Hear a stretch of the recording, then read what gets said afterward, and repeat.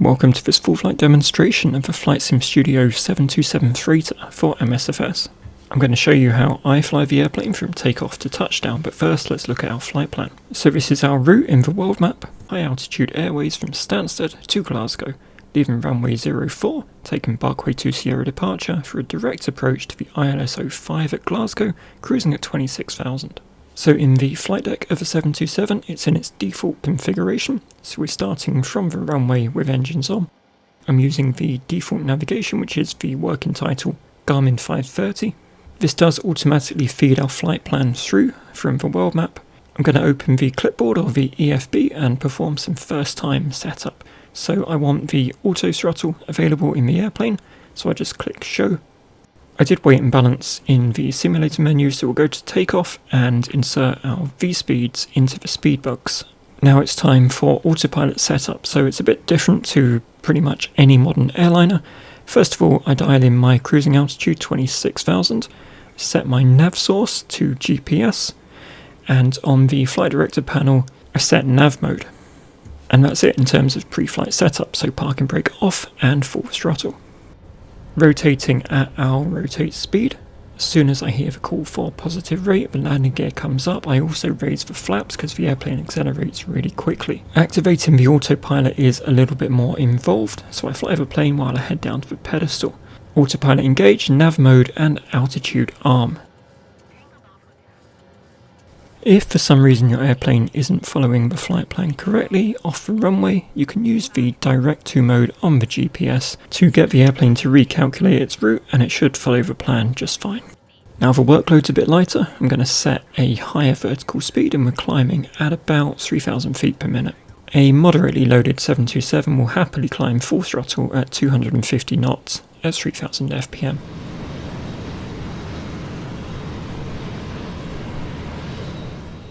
As the air gets thinner, of course, the airspeed increases, so you'll probably be doing 300 in the later stages of your climb.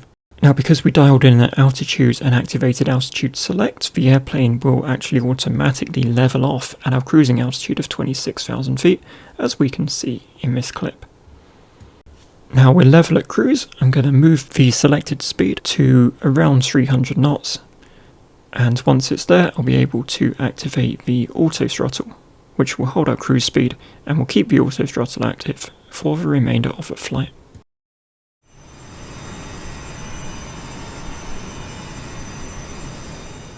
Descent planning is very simple. Just insert the altitude you want to be at the intercept waypoint for your destination runway. I want to be at 2,000 feet and the clipboard tells me I need to start my descent 75 miles away. Looking at the GPS here, we're currently 190 miles away. And by the way, ILS radios are automatically tuned as they feed through from the world map.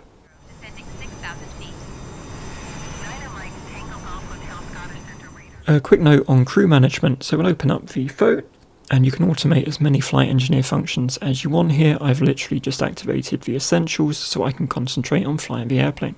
So at 80 miles from our intercept waypoint, I want to start preparing for descent. So opening up the clipboard, I'm going to activate the manage descent mode. The only manual intervention required during descent, I had to activate the spoilers and set the selected speed to 250 knots as we pass through 10,000 feet. You can also transfer your approach speeds to the speed bug here so you know what to decelerate to on approach. I found the managed descent a bit buggy towards the end of the flight plan, so I've disabled it and completed the last part of the descent manually by using vertical speed mode and making sure that altitude select was armed. So once the airplane levelled off the bottom of descent, I adjusted my selected speed to the approach speed shown by our speed bugs here. As the airplane started to slow, I applied flaps and dropped the gear. Just before the airplane turned onto final, as we can see on the GPS here, I changed the nav source over to the ILS radio and activated approach mode. On the pedestal, also activated auto glide slope. As soon as the airplane intercepted the localizer, as we can see here, localizer annunciators are lit and the airplane is turning to follow the localizer towards the runway. It then also captured the glide slope. As you can see, the glide slope annunciators here are lit. Just before the threshold, I disabled auto throttle and autopilot, idled the throttle, flared the nose, slightly because it does float a lot, and touch down.